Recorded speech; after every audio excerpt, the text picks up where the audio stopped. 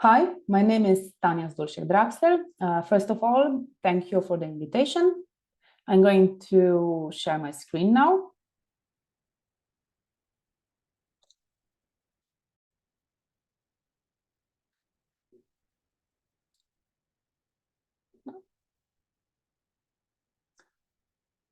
So first I want to mention my affiliations. I'm a researcher at the Joseph Stefan Institute. I'm involved in two departments, and one of these departments is IRCAI, so the International Research Center on Artificial Intelligence that was founded under the auspices of UNESCO. And besides that, I'm also the founder of the NGO I Define Europe. So my journey in rare diseases started about 4 years ago when my daughter was diagnosed with a rare neurodevelopmental condition called Kleefstra syndrome. So after the diagnosis, I started to search for information and to follow practically everything that I could find in relation to this syndrome, but also general about rare diseases. So I somehow unintentionally started to be a patient advocate. And all of this together, so working in research, having a child with a rare disease, being a patient advocate, it all somehow resulted in starting a non-profit NGO. So the name of the NGO is I Define Europe, and the main areas that we are focusing on are research on rare diseases involving data science and AI, then advocacy activities for Kleefstra syndrome, but also rare diseases in general, and then third, building partnerships, and four, learning and training activities to raise awareness and share knowledge about rare diseases.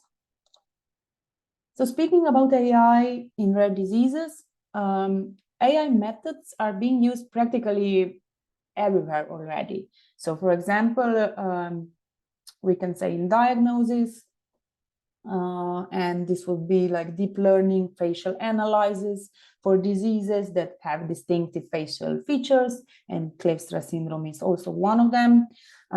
Then in prognosis, like new biomarkers identification, and also in the area of treatments, of course. So, and an example would be predictions of candidate drugs in drug repurposing. But what I want to point out is that to apply AI methods, we really need to have good data. And so we can see the real importance here also in patient registries and health records, electronic health records. So here I'm also listing some examples of platforms that are designed for data collecting specifically for rare diseases. For example, RareX and Janida are collecting caregiver-reported outcomes. Then Allstripes and Citizens are collecting electronic health records and analyzing them, but they are only active in the US, Canada, and UK. And Trend Community is data mining Facebook data and analyzing it, so anonymized, of course.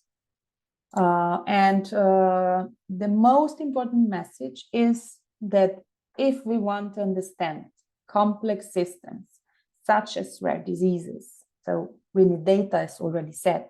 And what everyone in the rare disease ecosystem needs to be aware of is that we need to raise awareness about the importance of data, and we need to raise digital literacy. And this is true not only for patients or parents, caregivers, but also for clinicians, for researchers, for policymakers, so for everyone. And we also need to act global, because in rare diseases, you cannot play local. You can also not play regional. And all of this takes time. So to build partnerships and to change the mindsets. And I have been doing that in the last years, and I'm still doing that. And I want to show you how large and diverse the Kleefstra syndrome community is. So we can say that Kleefstra syndrome is an ultra rare disease, and we have to be global. So in Europe, as you can see, we have many smaller associations that are country specific. And this is really, really needed and important because European countries have different health systems, they have different languages, and so also different problems, different questions. And besides Europe, where we have organized us in the Cliff Sustainable Alliance, then we have also the community in the USA, led from iDefine, and also the community in Australia, Canada, South America, and from recently on also from a community in Japan. So regarding the activities of iDefine Europe, we are working on several projects in relation to rare diseases and AI and data science. And you can go on our website to learn more. But today I would like to present the Rare Diseases Observatory. So the aim of the observatory is enabling easy monitoring of information about rare diseases and so providing knowledge. And we did this by combining different global data sources. So for now, we have three main streams. First, global media news. Second, social media. And third, scientific publications. And we launched the observatory this summer as a pilot version that monitors 16 rare diseases. And they are stated on this slide. And here you see the landing page of the observatory. And you can use the stated web address or the QR code to access it. So it's open and free for all. And I'm going to demonstrate it to you. So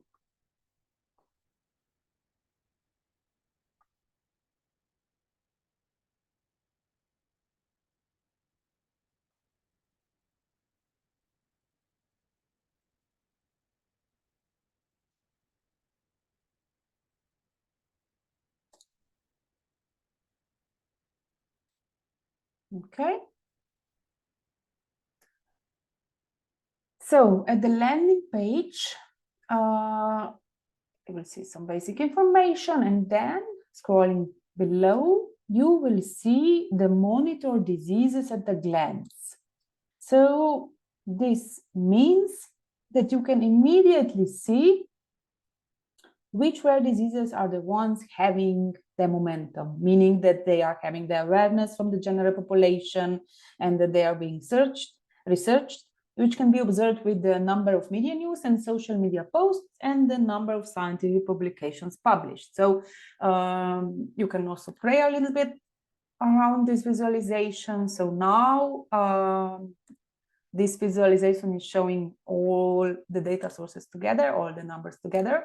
And we see that from these 16 diseases, the disease that has the highest numbers in post-scientific publications and news is Fragile X, following by Rett syndrome and Angelman syndrome.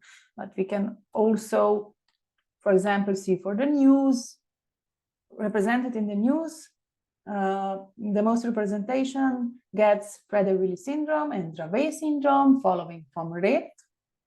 And for example, for social posts on Twitter, we see that Angelman, Fragile, and Rett are again leading. And for scientific publications, we have Fragile X, Rett, and Angelman. So, and if you want to monitor a little bit deeper, just go on the monitoring, and you have 5 different subpages here.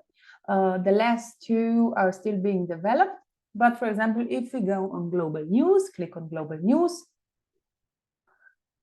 you can see here 16 diseases that we are monitoring, and you can just click on the one that's of interest to you. So for now, for the news, we have almost 35,000 news that contain this one of these 16 diseases. So and if we are, for example, interested in one of the disease only, like Cornelia de Lange, which has 555 news items being represented in, we just click on it, and here we have the representation for time. So the first news are from 2015, and then over time, and the peaks until today.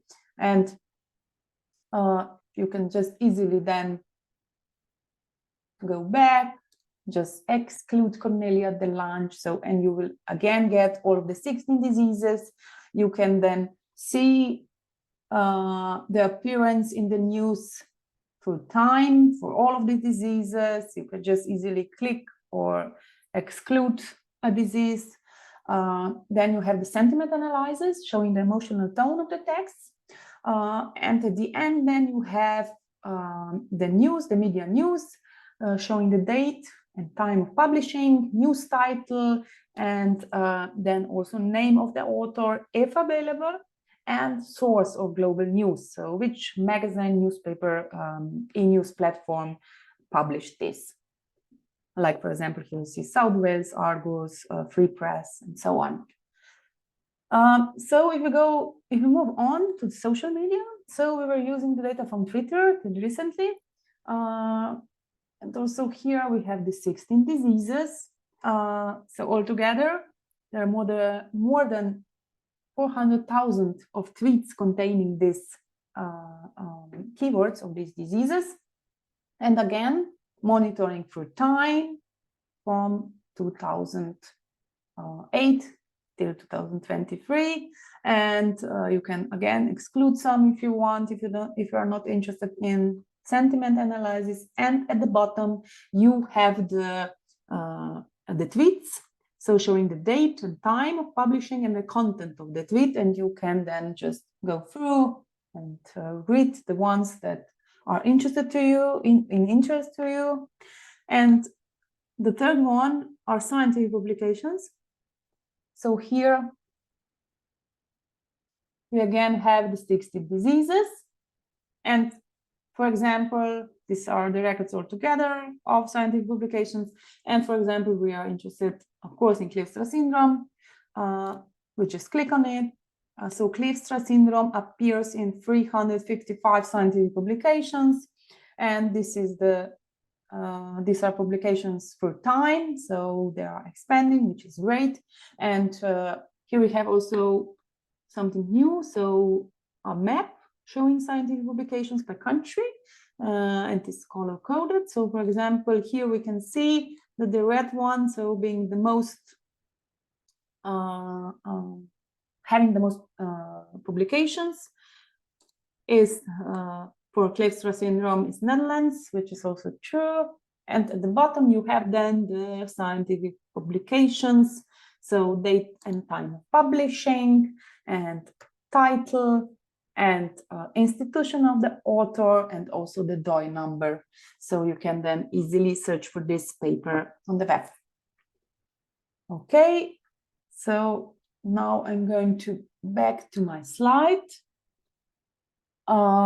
So the future plans for the Rare Diseases Observatory include to increase the observatory with including other rare diseases, and maybe just to add, your feedback would be greatly appreciated.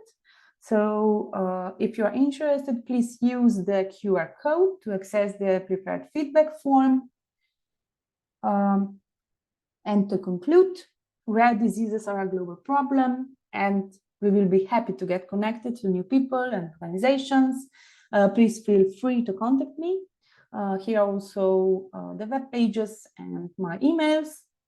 And thanks for listening. Thank you very much.